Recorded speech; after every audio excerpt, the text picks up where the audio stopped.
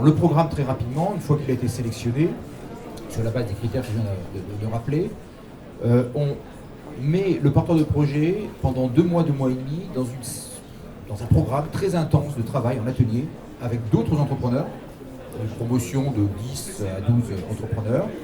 Et ils vont reprendre tous les éléments qu'ils ont en leur possession, notamment tout ce qui a été fait quand les projets sortent de la SAT, il y en a quelques-uns de plus en plus, tout ce qui a été fait sur le marché, tout ce qui a été fait sur la compréhension de la concurrence, etc. Et on démonte, remonte, de façon à challenger absolument toutes les hypothèses. Et l'idée, c'est d'aboutir en 2 mois et demi à un business plan qui est suffisamment solide pour être définitivement accepté dans le schéma, dans le programme d'incubation pour la suite. Ça, c'est la première étape. Et ensuite, ce programme d'incubation, on travaille donc les 4 axes que je viens de mentionner. Commercialisation, go-to-market dans le jargon. Passer du proto au produit commercialisé. Ça prend du temps, pas forcément facile. Monter l'équipe, travailler le problème des ressources humaines, l'aspect humain. Et enfin, trouver les financements. Alors les financements, le schéma classique, c'est bien sûr quelques apports en fonds propres au départ. Alors les chiffres varient, on a de plus en plus d'étudiants et ça on le voit. Et moi je tiens à le dire parce qu'il faut parler de ce qui marche.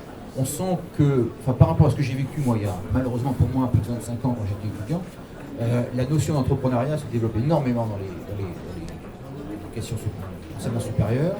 Et on voit beaucoup d'étudiants, y compris des écoles dont on pourrait penser qu'elles ne préparaient pas à ça. Je pense à Polytechnique qui est membre chez nous. Un polytechnicien, pendant longtemps, était d'abord programmé pour aller faire les grands corps de l'État et ensuite rebondir. On a pas mal maintenant de jeunes polytechniciens qui viennent nous voir, qui font, comment dirais-je, qui font sacrifice d'un salaire honorable à la sortie de l'école pour pouvoir aller travailler pendant 2, 3, 4 ans à la création d'une entreprise. On voit de plus en plus, y compris dans les universités, etc. Donc il y a des fonds propres apportés par ces entrepreneurs. Bon, ça varie de 10 000 €. Ça peut aller jusqu'à 100 000 € lorsqu'on a affaire à des entrepreneurs beaucoup plus matures qui sortent d'une grande entreprise et qui veulent se lancer dans cette aventure-là à 45 ans par exemple. Ensuite, le schéma classique, c'est effectivement d'aller, j'allais dire, à la source des financements publics qui sont, on a la chance d'être en France, nombreux. Alors le paysage est assez complexe, alors c'est un de nos savoir-faire, ça c'est d'aller pouvoir visiter les différents guichets, de ne pas faire perdre de temps à l'entrepreneur qui pourrait passer des journées entières à remplir des dossiers pour faire les concours, pour aller demander des subventions. Et on essaie de travailler une stratégie de financement, une forme d'ingénierie financière propre aux startups technologiques, à la fois donc, pour la recherche de fonds publics et bien sûr des levées de fonds ultérieures. Voilà.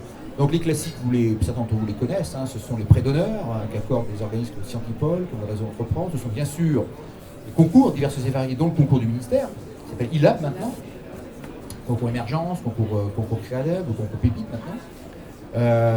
Certains financements offerts par la région via des AXP, etc. Avec des pays, voilà. Donc le catalogue est complet. Je pense que la France a la chance d'avoir un dispositif luxueux en la matière, et bon, il faut savoir en profiter sans perdre son temps. Voilà. Troisième étape, c'est de commencer à préparer bien sûr les levées de fonds privées. Alors ce qu'on voit nous en incubation, très en amont, c'est souvent des business angels, ce qu'on appelle les business angels, des investisseurs privés qui en France mettent des tickets assez modérés, mais cette fois-ci sous forme d'equity, de fonds propres. Les montants sont de l'ordre de quelques centaines de milliers d'euros au maximum, 200, 300 000 €, c'est plutôt du 50, 100 000 €. On est loin des grands montants qu'on peut trouver en Californie ou dans d'autres pays. Le business angel français est assez modeste. Bon, à l'exception de certains très connus comme Xavier Niel ou d'autres. Voilà.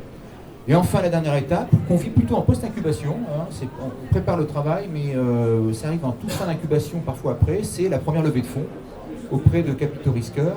On les connaît, ce sont ceux qui sont sur la place, les Sophie Nova, les Origa Partners, etc.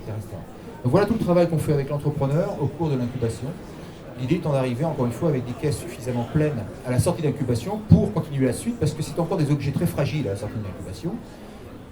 Beaucoup de dérisquages, d'un néologisme, ont été faits pendant l'incubation, mais enfin, il y a beaucoup de choses à faire. Il y a un vrai travail en France qui consiste à faire passer ces entreprises relativement fragiles qui deviennent des petites PME, comment les faire passer à des grosses PME et ensuite à des ETI pour aller ensuite naviguer dans les 10 millions, 50 millions d'euros de chiffre d'affaires, c'est un vrai sujet. Alors c'est pas le nôtre, parce que nous on est très en amont, et en France on manque. Cette phase-là est encore très fragile. Voilà.